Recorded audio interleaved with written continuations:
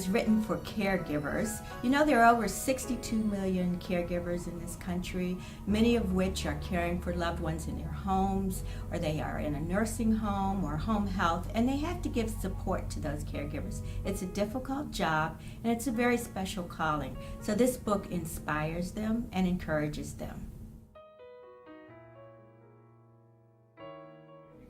Well, I was a caregiver for my mother and my grandmother and father, and additionally, I am a registered nurse and I work in a healthcare setting, so I've provided care for many, and I do understand the difficulties that they go through as they're providing this care.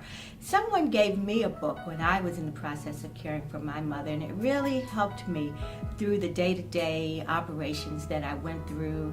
And when my mom passed away, God instructed me to help others, and so that's exactly what this is. This is my ministry and a way to give back and help others in the process.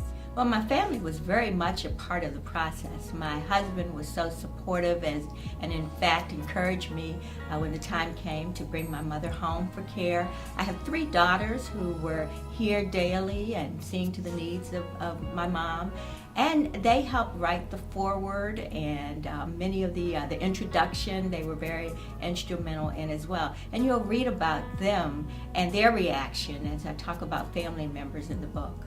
Well, there are many things that we need to be aware of as we're going through the process that aren't always very known to us. For example, when you're looking for a nursing home, there are a number of websites that are available that can give you the ratings of how that nursing home does or how a home health agency does on certain performance measures. Certain questions that you want to ask when you visit these facilities, such as can you visit 24 hours a day? When does the doctor come in to visit? How do you manage pain? And what do you do to prevent pressure ulcers or bed sores, as many people call them? And I'm talking to the residents and asking them, what do you think about the food? So this book goes through those kinds of things and how you plan in advance.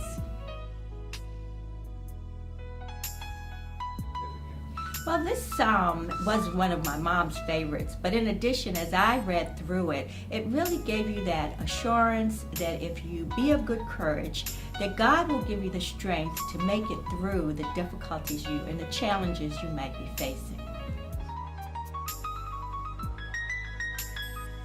Well, the devotion that's really my favorite is devotion number 9, and it too is based on the psalm, but the first verse of the psalm, and it is be of good strength and courage. And many times we find ourselves as caregivers as getting tired, and we're so worried about the food, and we're telling our loved ones you have to eat because you need to keep your strength, or you need to take your medicine so you can keep your strength, or cooking for our families.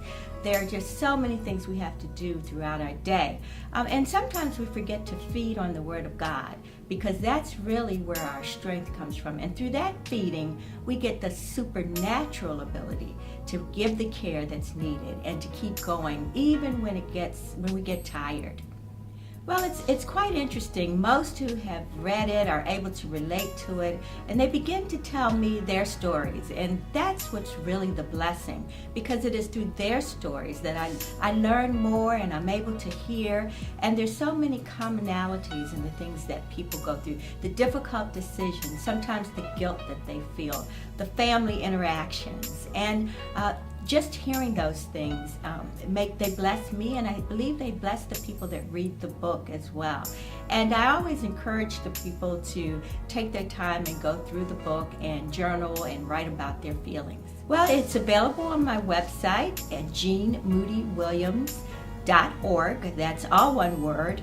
It's also available through Amazon.com, Barnes & Noble, and through other areas. If you Google it, if you Google Transitions, Trust, and Triumph, a devotional for caregiver, it should come up. There are many books that are out there. This is a little different in that it combines not only the scriptural references and the ability to journal and reflect, and it's based on the Word of God.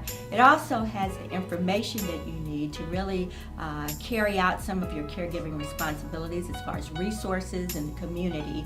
And there's a little different twist because it has a story in it that is really a page turner, and sometimes you'll laugh and sometimes you may shed a tear, but all of that is contained in Transitions, Trust, and Triumph.